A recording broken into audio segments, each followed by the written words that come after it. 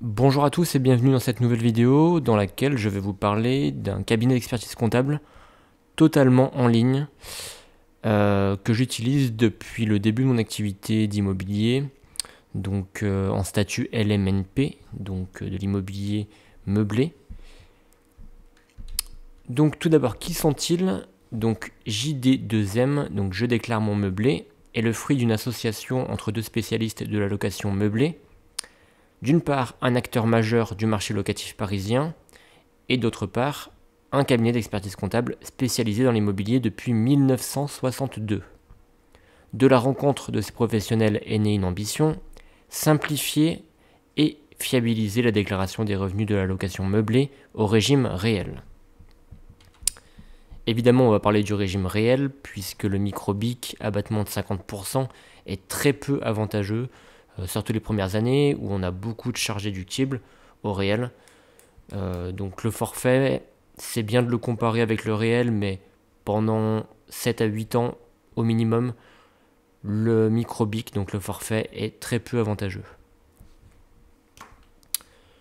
Donc ce site permet la déclaration des revenus, des revenus BIC, que ce soit au statut LMNP, mais également au statut LMP.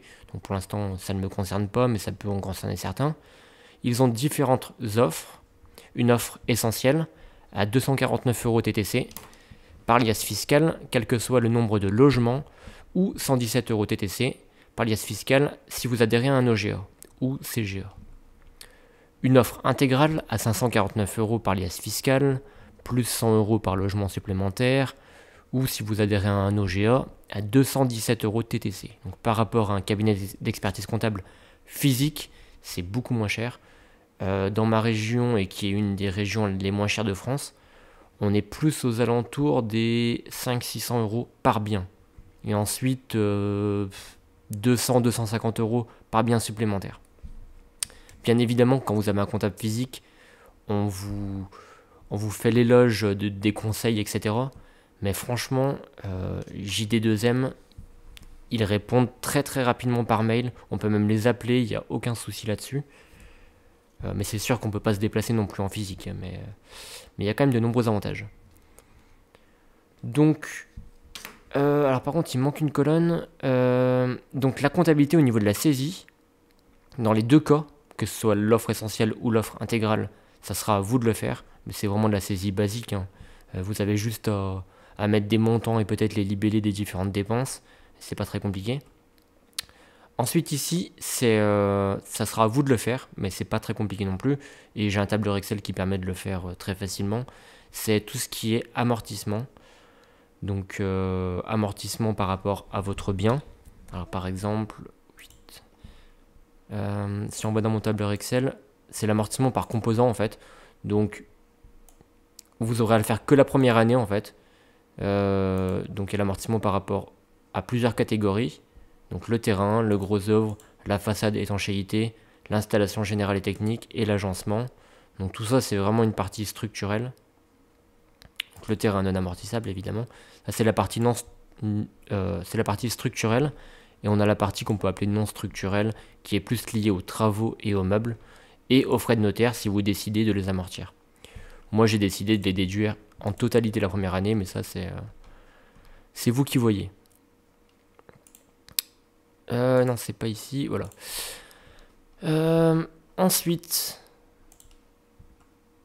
Ensuite, par contre, c'est le logiciel qui va réaliser les liasses fiscales, etc. Donc le bilan et toutes les autres choses. Alors que dans l'offre intégrale, c'est le comptable, donc il aura peut-être un œil plus avisé. Et voilà. Et ensuite, par contre, le gros désavantage de cette offre, c'est que si vous vous trompez, la responsabilité vous incombe, alors que dans l'offre intégrale, c'est l'expert comptable qui est responsable en cas de contrôle fiscal. Mais bon, normalement, si vous suivez bien les recommandations, même si par exemple au niveau des amortissements, vous décidez de mettre une durée d'amortissement par exemple par rapport au terrain, si vous mettez moins de 10%, le logiciel va vous dire qu'il y a un souci. Il y a un gros souci et il ne vous conseille pas du tout de faire ça. Même à 10%, ce qui est le minimum suggéré, le logiciel vous conseille plus de prendre 15 à 20%. Après, c'est à vous de le suivre ou de prendre des risques. Aussi, il propose une offre complémentaire d'adhérer à un CGA ou à un OGA, donc c'est un centre de gestion agréé qu'ils ont comme partenaire. Donc c'est un organisme indépendant qui a une mission de prévention fiscale. Il vérifie la cohérence et la vraisemblance des déclarations fiscales de ses adhérents. En fait, c'est vraiment un garde-fou entre vous et l'administration fiscale. Donc ça peut vraiment être avantageux.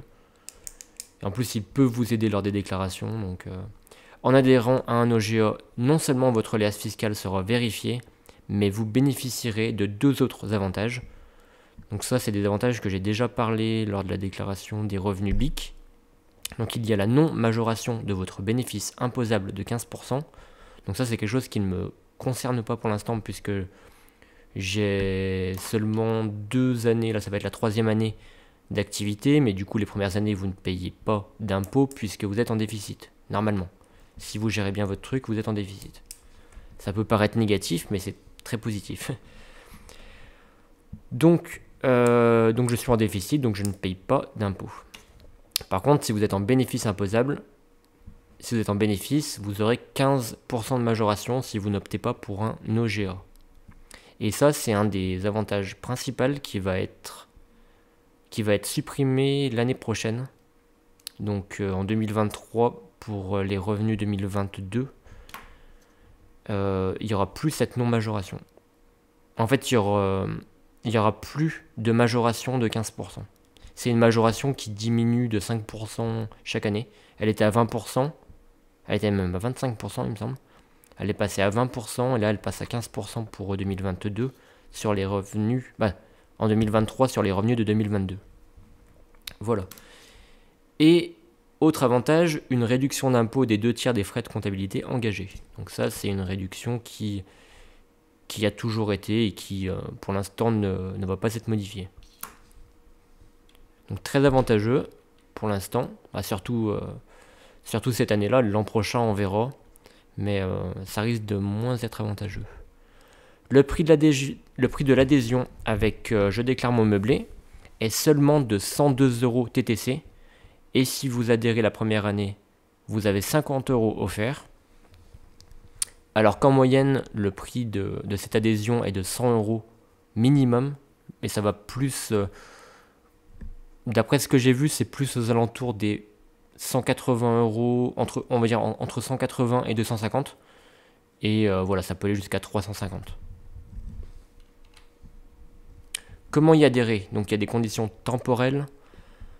Il faut y adhérer les 5 premiers mois de l'exercice concerné jusqu'au 31 mai 2022 si vous avez commencé l'exercice 2022 au 1er janvier 2022. Dans les 5 mois qui suivent votre date de début d'activité, renseignez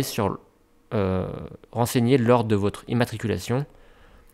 Donc voilà, c'est lorsque vous avez rempli votre formulaire P0I auprès de l'INPI et avant le 31/12 de l'année de votre début d'activité. Je vous montrerai d'ailleurs comment remplir la déclaration P0I.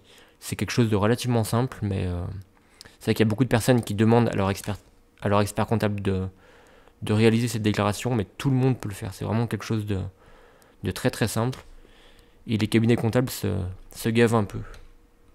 Comment y adhérer? Autre condition, donc il faut réaliser un chiffre d'affaires inférieur à 77 700 €, être résident français et créer l'activité en nom propre et pas en indivision. Enfin, on a un tableau explicatif du calcul de la réduction d'impôt. Donc, en comparant les deux offres, on a un tarif bien moins élevé, mais on n'a pas le conseil, on n'a pas vraiment le conseil des comptables, même si on peut l'avoir quand même. Moi, j'ai toujours eu, alors que je suis avec l'offre essentielle, j'ai toujours eu quelques conseils par mail ou même par téléphone. On a un OGA qui est de 102 € pour n'importe quelle offre. Et au final, on peut voir qu'on a une économie réalisée sur l'offre qui est vraiment intéressante. Et au final, en fait, si vous n'adhérez pas à un OGA, vous allez payer 249 € par exemple pour la première offre.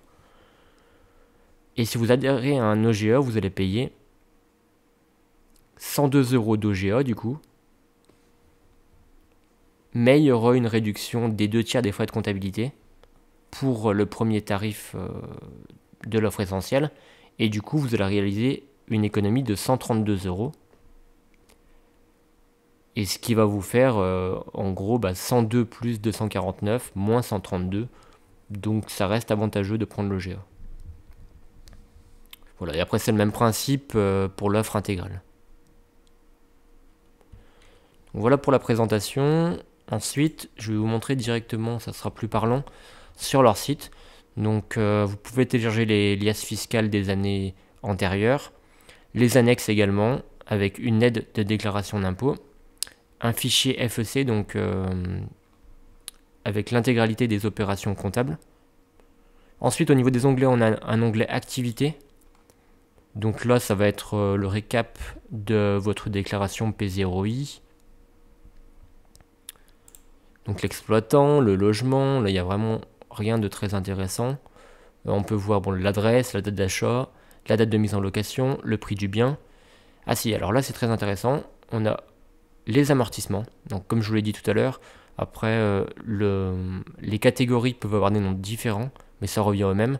Donc on a le terrain, on a le gros œuvre, on a l'étanchéité, etc., etc. Ensuite la ventilation en année.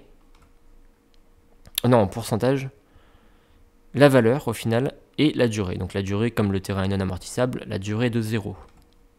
On peut même décider de sortir certains amortissements. Bon, ceux-ci, je ne vois pas comment on pourrait les sortir. Mais par contre, les autres amortissements, donc tout ce qui est travaux, frais de notaire ou les meubles, là on peut décider de les sortir. On peut décider de les sortir s'il y a une valeur vénale qui est égale à 0, mais j'imagine qu'automatiquement le bien est sorti, l'immobilisation est sortie, ou alors s'il y a une mise au rebut, là on peut décider de le sortir manuellement. Vous pouvez aussi mettre des documents, donc là c'est peut-être les factures, vous pouvez mettre tout type de documents, voilà. Ensuite un onglet emprunt, donc ça va vous calculer le capital restant dû, en mettant le capital emprunté au total avec le taux que vous avez réussi à négocier. Les différents documents, donc voilà. Et ensuite, l'année fiscale 2022, donc pour l'instant, j'ai pas commencé mes déclarations, mais vous pouvez les commencer quand vous voulez. Donc l'intégralité des dépenses, moi, je les suis quand j'ai le temps, avec cet onglet-là justificatif. Donc là, par exemple pour 2021, j'avais toutes ces charges-là, que j'avais plus qu'à répertorier ici. Les recettes, donc les recettes, ça va être le total de vos loyers annuels. Donc c'est assez simple, quand vous avez qu'un logement comme moi c'est assez simple, vous prenez le loyer, vous le multipliez par 12 si vous n'avez pas de vacances locatives. Les échéances d'emprunt, donc là on peut voir le capital restant dû à la fin de l'année. 2021 c'était ça, voilà, et pour cette année là, il me restera à payer cette somme là, quand j'aurai bien sûr mis toutes les recettes et les dépenses. Surtout quand je vais mettre les recettes en fait. Quand je vais mettre mes recettes, le capital restant dû va être minoré. Ensuite, est-ce que j'ai utilisé personnellement ce bien-là? Non. Et quand j'aurai rempli tous les onglets précédents, ensuite il y aura l'onglet clôture. Donc là vous avez un petit guide. Détermination du statut LMP, LMNP. Est-ce que j'adhère à un OGA? Pas pour l'instant. Mais je pense que les prochaines années, je vais opter pour. Tout dépend en fait... comme c'est vrai qu'il n'y aura pas l'avantage fiscal. Je sais pas encore. Pour l'instant, c'est une question que je me pose. Mais s'il n'y a pas la non-majoration du bénéfice, de toute façon, je serai sûrement encore en déficit. Donc, je sais pas. Peut-être avec cet avantage, il faut que je pèse le pour et le contre, mais pour l'instant je ne sais pas du tout. La cotisation minimale de CFE 2022, non renseignée, ça c'est quelque chose que je pourrais peut-être mettre. De toute façon, je suis exonéré de CFE, comme j'ai qu'un seul bien, et mon chiffre d'affaires total est inférieur à 5 000 € annuels. Donc voilà. Et pour rappel, vous êtes exonéré de CFE lors de la première année, et lors de la deuxième année, vous avez un abattement de 50%. Voilà, donc c'était tout pour cette vidéo. Voilà. Vous avez plus qu'à suivre les étapes ensuite, et voilà, vous avez une vérification du dossier, et ensuite vous pouvez clôturer l'année fiscale 2022 et télétransmettre votre liasse quand tout est prêt. Voilà, donc je pense que c'est tout, je pense que j'ai rien oublié. Donc si vous avez des questions, n'hésitez pas à les poser en commentaire ou par email.